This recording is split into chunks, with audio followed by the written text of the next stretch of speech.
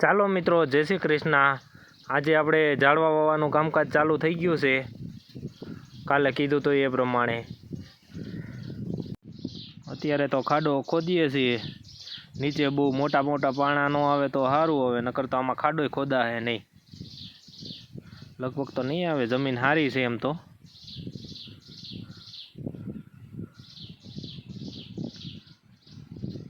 મસ્ત લોકેશન ને બધું કમ્પ્લીટ થઈ જશે, એક નંબર। આ બાજુ વાયડે છે એટલે બકરાની ક્ષની બીકે નથી આપણે।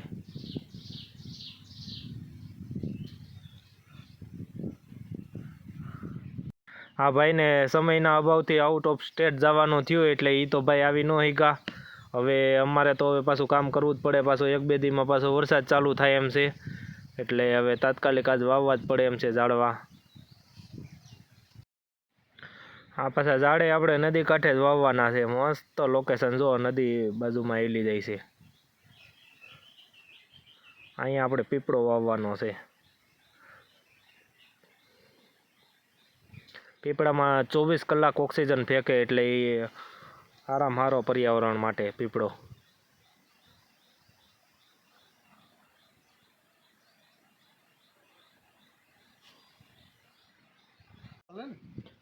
હાલો, હવે આપણે પીપળો તો વાવી દીધો છે। હવે ફરતી બાજુ ઝીણી ધૂળ નાખી દઈ, પાણા સાઈડમાં રાખીને પાણા રાખીએ તો પછી આ હુકાવાની બીક રહી, એટલે આપણે પાણા એક પણ જવા દેવાનું નથી અંદર।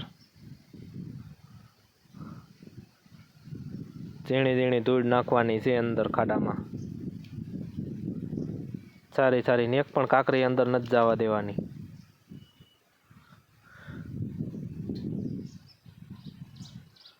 આ જગ્યા એવી લોકેશન વાળી બનાવવાની છે ને, માણસો સ્પેશિયલ અહીંયા જોવા માટે આવશે એવી બનાવવાની છે આપણે। આજે અમાસ છે, પછી અમાસના દિવસે જ આપણે પીપળોની બધું વાવીએ છીએ। હાલો, હવે પીપળો તો વવાઈ ગયો, હવે બીજો ઝાડ માટેનો આપણે ખાડો ખોદવાનો છે। હવે આ બાજુ તો થોડીક કઠણ જમીન છે હો, તો એ વાંધો નહીં આવે, એમ તો ખોદાઈ જાય ખાડો।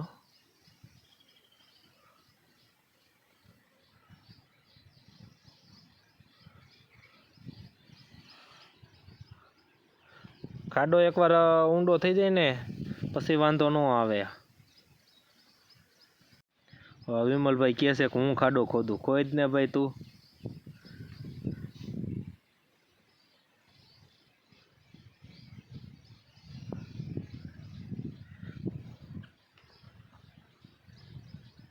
હવે પાછી પોસી જમીન આવી એટલે હવે વાંધો નહીં આવે, લ્યો।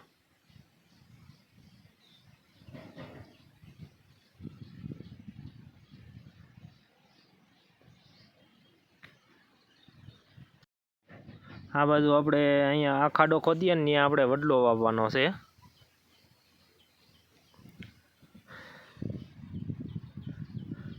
નદીનો કાંઠો જ છે એટલે વાંધો નહીં આવે।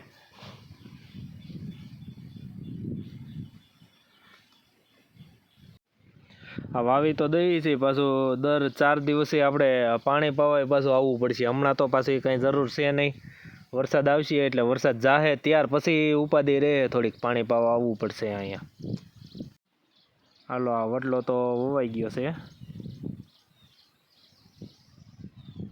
કોથળી રહી ગઈ હતી તોડવાની, કોથળી તો તોડવી જ પડે, નકર તો મૂળીએ એમને ગાંઠ વળી જાય।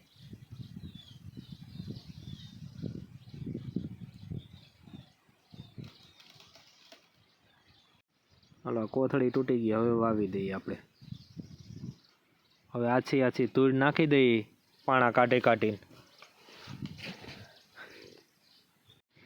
અહીંયા એક તો જગ્યા થોડીક ઓછી થાય છે, હવે બીજે ક્યાંક પાછા વાવવા જોઈએ ઝાડવા। જગ્યા ઓછી છે, હવે થોડાક ઝાડવા વધશે એટલે એ ઝાડવા હવે બીજે ક્યાંક જગ્યા ગોતવી જોઈએ અને પછી ન્યા વાવવા જોઈએ। અહીંયા જેટલી જગ્યા ખાલી છે એટલામાં હવે આજ વાવી દઈએ છીએ આપણે। આ નવો ખાડો પાછો કરીએ છીએ હજી એક।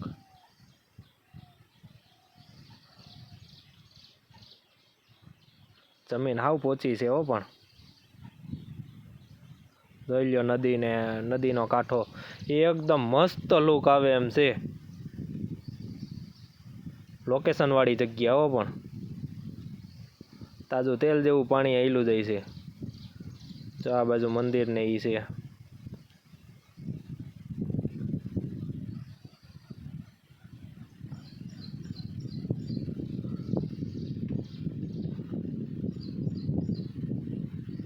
લોકેશનવાળી જગ્યા બને એમ છે અહીંયા મસ્ત.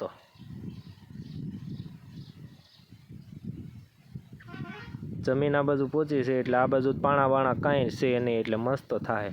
અહીંયા આપણે વાવવાની છે બોરચલી. બોરચલીનો છાંયો થાય એક નંબર. ઘેઘૂર થાય, એમાં જરા પણ જગ્યા ન રહી આમ અંદર. આ હરખી હસવાઈ ગઈ હોય ને એટલે 3-4 વર્ષમાં ઝાડ થઈ જાય છાંયાવાળું. અહીંયા બોરચલી વધારે વાવી હતી, પણ હવે અહીંયા જગ્યા ઓછી છે તો પછી હવે બેક છોડવા જ થાય. હવે આમાં વધારે તો નહીં હમાય. આ બોરચલીનું ઝાડ બહુ ઊંચું તો ન થાય, પણ 15-20 ફૂટ સુધીનું જાય. હિસકા બહુ સારું હચવાનું હોય તો 25 ફૂટ સુધીનું, પણ એનો છાંયો એક નંબર થાય. પાછા બોરચલીમાં ઓલા નાના આમ થાય એના ફ્રૂટ આવે, એક નંબર એ હોય. પાછા ફાઈબરવાળા, શરીર માટે પાછા એ ફાયદાકારક છે. હવે આ બાજુ આપણે વાવવો છે લીમડો, વાવી દઈએ એક આ બાજુ. જો આ બાજુ લીમડો એક વાવી દઈએ, જગ્યા એમ તો છે આ બાજુ. આ બાજુ વારાય છે એટલે આપણે કાંઈ બકરાની નેની કાંઈ બીક નથી. હવે એક લીમડો વાવી દઈએ ત્યાં. આ બાજુ હાલવાની જગ્યા રાખવી પડે એમ છે, નકર તો આ બાજુ ક્યાંક વાવી દઈ. આ ટ્રેક્ટરને ઘણોય સામાન ને એવું બધું આવતું હોય.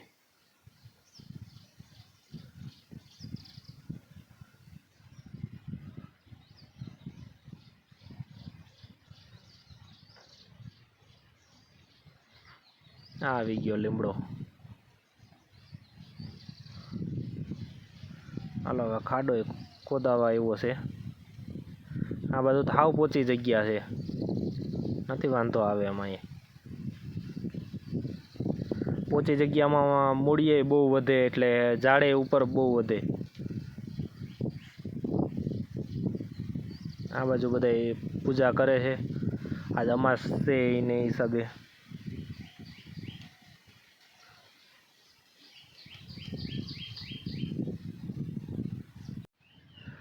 લીમડો એ પાછો સારો. લીમડો આપણે શરીર માટે બહુ ફાયદો, એનો મોર આપણે ખાઈએ ને બહુ ફાયદાકારક. એટલે આપણે લીમડો અહીંયા જ વાવીએ છીએ, નદીને કાંઠે જ. જેને જોઈ પરબારો લઈ શકે એમ. હવે આપણે એક બાજુ તો હાયર કરી દીધી છે. ચાલો મિત્રો, હવે દર્શન કરી લ્યો. આ બાજુ પાણી રેડે છે. આજે પિતૃને પાણી રેડવાનું હોય ને. હવે આપણે ઝાડ વાવ્યા છે એને પાણી પાય જ છે.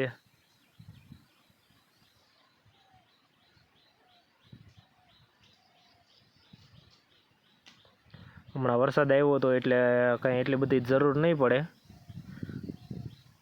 અને પાછો હવે કહે છે 1-2 દીમાં પાછો વરસાદ આવશે એમ. આંબાલાલની આગાહી છે.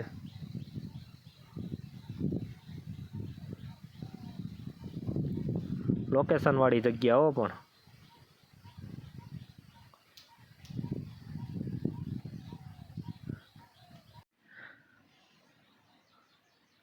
ચાલો આ બીજા મિત્રો પણ આવી ગયા છે. હજી આપણે થોડાક રોપા વૈધા છે એટલે હજી એક વિડીયો આપણો આવશે.